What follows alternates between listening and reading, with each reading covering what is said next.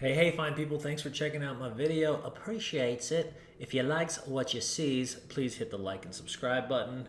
Welcome, journey, entering. Let's go.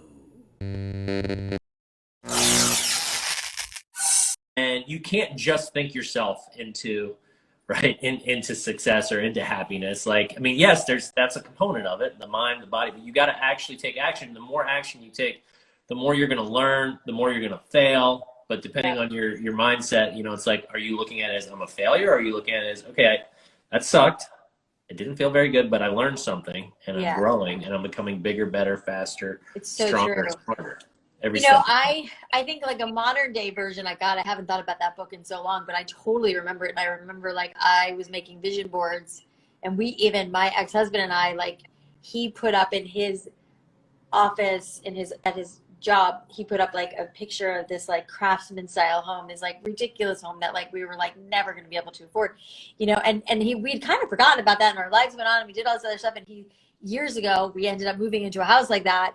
And I remember him saying, do you remember that I put that on the board? And I was like, oh my God, yes. I mean, we hadn't even forgotten about it. But now, like, there's I don't know if you're familiar with Gabby Bernstein. You must know her, or at least her stuff. And her and I became friends when I was going through my divorce, which was like a really, really bad, hard time for me. I discovered her book, The Super Attractor, which is similar to The Secret.